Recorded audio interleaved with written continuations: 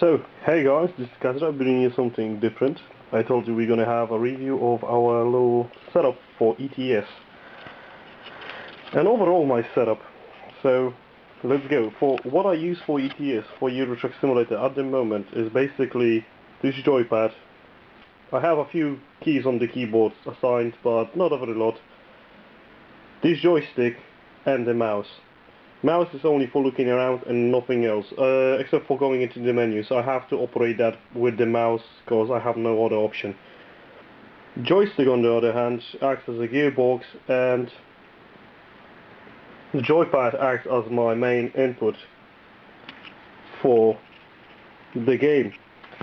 So let's just look at the joypad for a second. It's a rumble pad, Logitech rumble pad 2, so it's nothing fancy.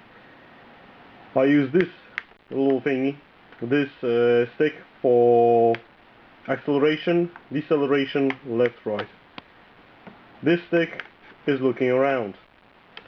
Over here I have all my lights set up, so I have the normal lights, long lights, beacon, left indicator, right indicator. Over here I start the engine, I have my parking brake, my exhaust brake and headbeams. I attach the trailer over here and have the wipers on this little button.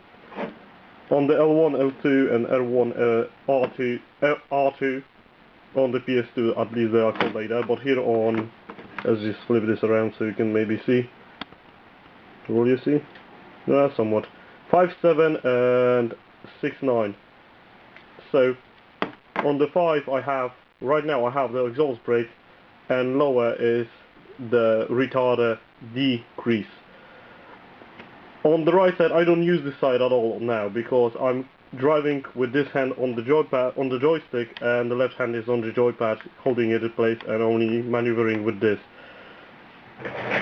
And that's basically it for the joypad. As far as keyboard goes, I know it's filthy beyond belief. Man, I'll see it even more on the thingy, but you know, it sticks.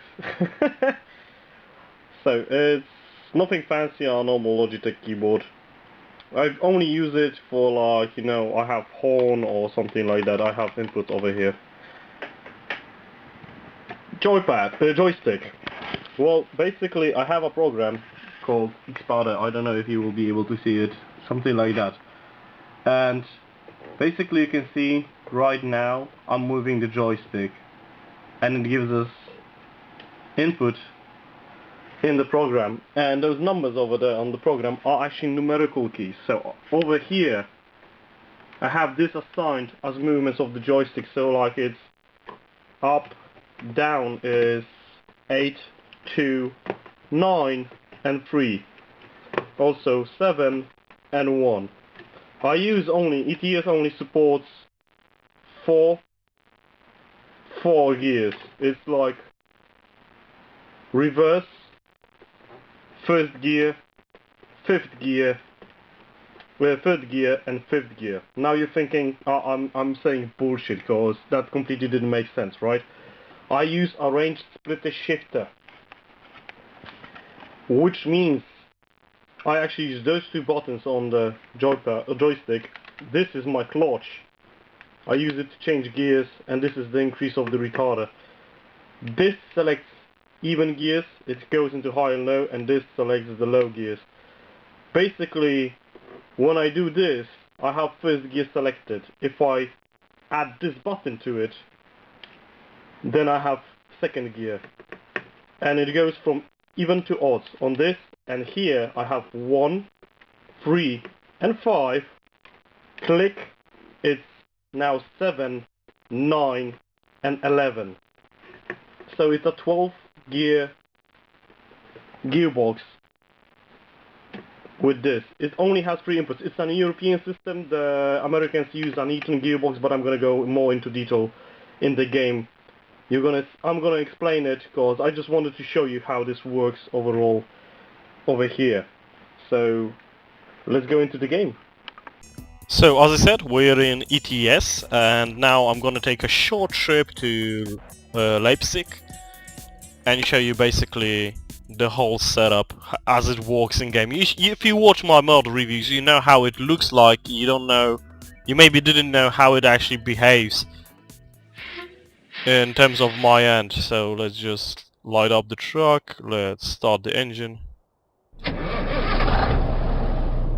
tune off the brake, and now, as I said, right now if I pull the stick to myself and hit the clutch, it's first gear.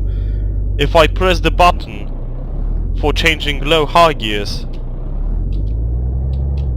it goes to second. But if I change it to number 3 gear, like I told you, and hit the clutch, suddenly it's 4. It remembers the position. You have to remember what you are doing with this gearbox. That's why you see me having sometimes problems with managing, so I'll just pick up a trailer. We took the job and it's a job over here. And you have to remember to declutch, clutch. Because if you won't, then you will basically, you know, stall the engine.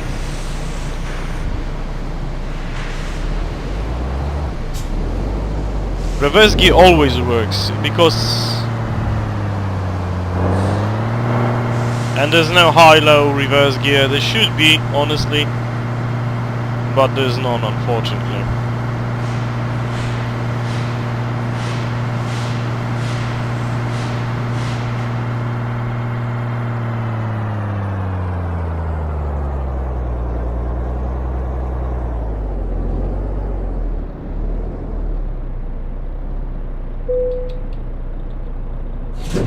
Attach the trailer and now the fun starts. Now you have a load. ETS actually simulates that it's harder to drive around when you're loaded.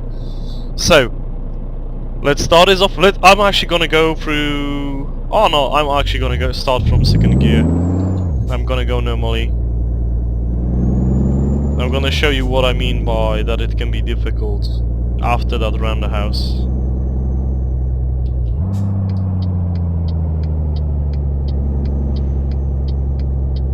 I'm trying to make this video as quickly as possible because I still have capoeira practice and I want the rendering to start when I'm gonna be on practice. And also at the same time there will be I will be uploading about 3 or 4 videos for YouTube, so... Wow, that's a long load. I didn't think it's that long. So it's gonna also be proving to be difficult because it's a very long load, but we have a very powerful engine with this. And now I'm gonna purposely slow down, go into odd gears and show you, like, declutch. Let's say there was a pedestrian, I stopped. Now I'm gonna switch through all the gears manually. So we start off with 1, 2, 3, 4, 5, 6. Engine is struggling. Change it to high. 7, 8, 9, 10. The buttons remember what you hit.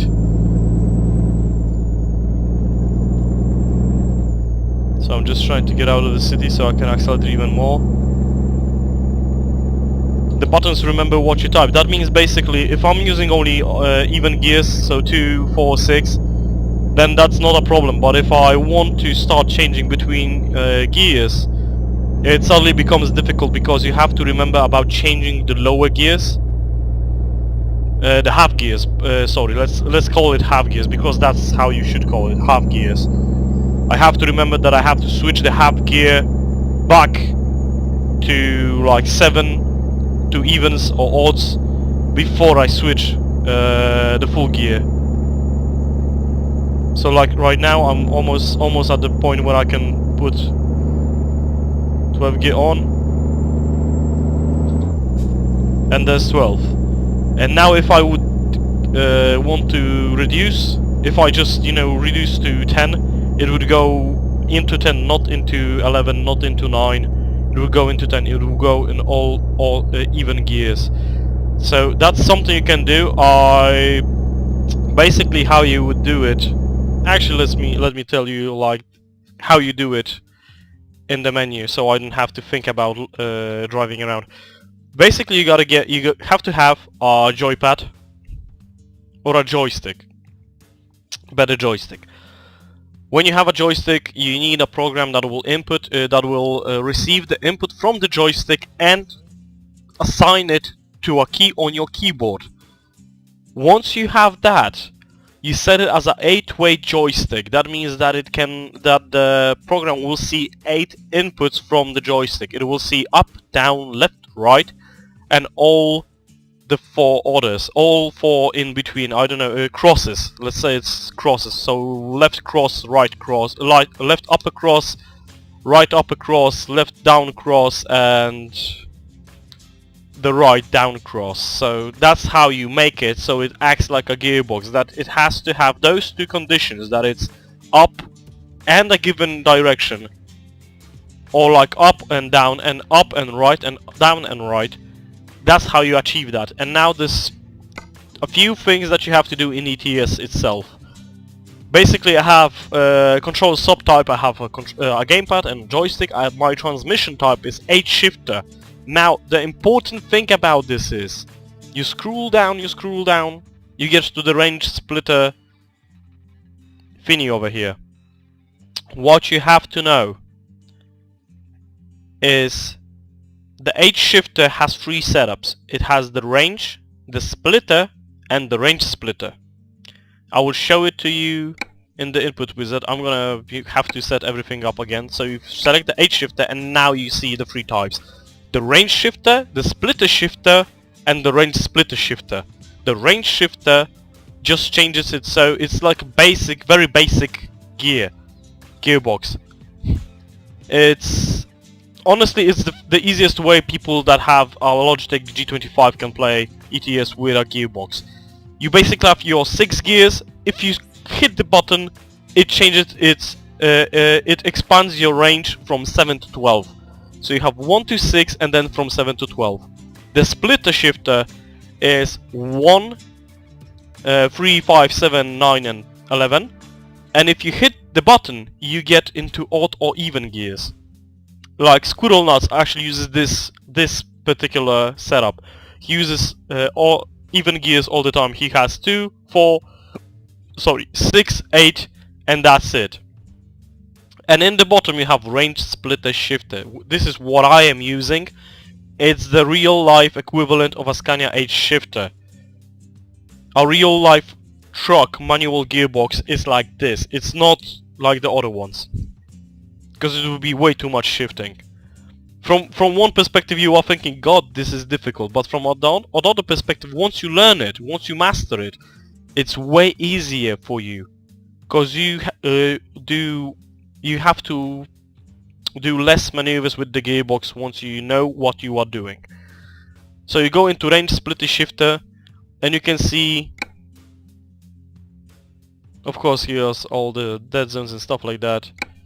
We just pass through and you go into this, and now I lost all of my inputs. But basically, first thing you should do is go into range or splitter, and you see 1, 2, 3, 4, 5, 6 reverse. Those are those positions: 1, 2, 3, 4, 5, 6 and reverse. You won't be using this at all, so completely forget about it. Shifter toggle and shifter toggle.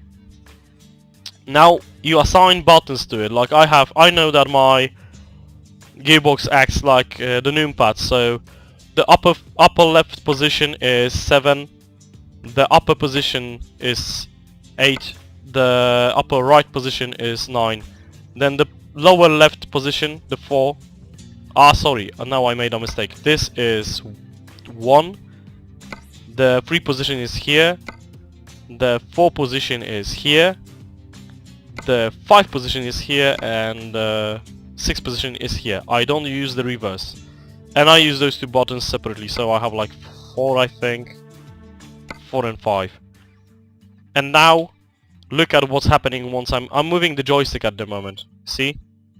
A left upper corner, lower left corner, up, down, right upper corner, left down corner.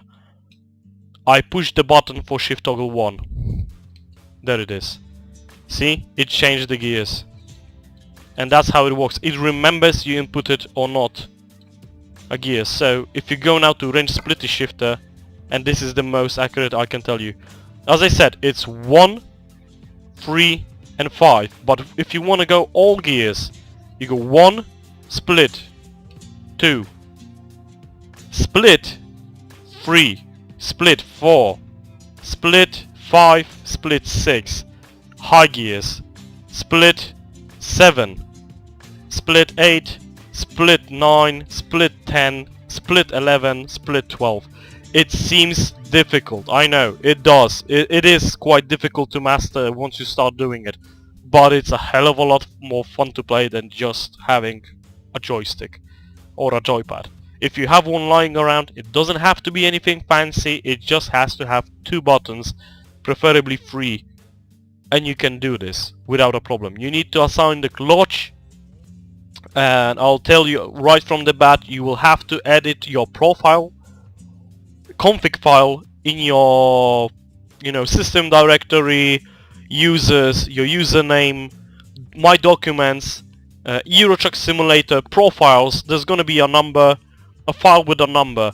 If you only have one profile, you get into that and you have controls. You go into that, you find something called declutch. That's how you find your assignment of the clutch. If you basically, I would recommend you check it out on the internet. It's quite nicely written over, so you can read it and you will know what I'm talking about at the moment.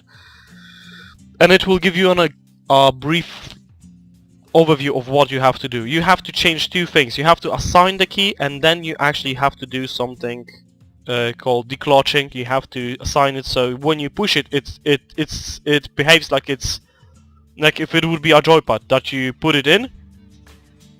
But if you release the button, then it goes 0. And exactly like that it has to work. I have it assigned to the joypad trigger button too, and it works like I want. Yes, I want to cancel the input wizard, I want to cancel this. And that's basically how you achieve what I'm doing right now. I hope this helped you. If you have any kind of questions asking about this, or you're interested in how to actually make it, you can actually make a Eaton gearbox. Eaton gearbox is unknown for American trucks. American trucks uses Eaton gearbox. It's the difference is that you don't start from the bottom per se. You don't start in the bottom position and go to 3 and 5. You start from the upper position, that's the first gear, go down, that's second gear, go up right, that's third gear, fourth gear in the bottom, in the right bottom, and then you switch to high gears, and those gears are divided by 2. So this gearbox does the same thing, but because you only have 3 positions of the gearbox, you don't get. You can see the Eaton gearbox shift in the cockpit right now. That's exactly the Eaton's gearbox stick. By the fact that you have 3 positions, you can avoid switching through low gears. You have the low high selector and the low high half gear selector. So if you're in 5, you have the low 5 and high 5. The 6 is low 6 and high 6. They don't call it another gear, they call it low and high. You have low gears and high gears, the main ones. That's 1 to 4, that's low, and 5 to 8, that's high. And then from 5 to 8 you also have half gears, which are called low and high. So you have 5 low, 5 high, 6 low, 6 high, 7 low, 7 low, 7 high, and 8 low, 8 high. And that's the equivalent of a 12-step gearbox. If you have an 18 gearbox, it just means that you have 2 reverse gears, you have high and low reverse, and you get 16 gears by multiplying 4 positions by 2. You get all the 4 first gears are also half gears, so one low, 1 high, etc, etc, up to 8. That multiplies it by 2 and gives you 16 gears plus the 2 reverses. That's the 18 gearbox used on the largest of trucks that hold large amounts of weight. And yeah, that's basically it. That's what I wanted to tell you. That's what I wanted to show you guys. I hope you like this video. If as I said, if you have any kind of questions or comments, put it on down in the video. I will try to respond to them as well as I can. And yeah, that's it. Thank you guys for coming. I hope you had a good time, and I'll see you guys next time.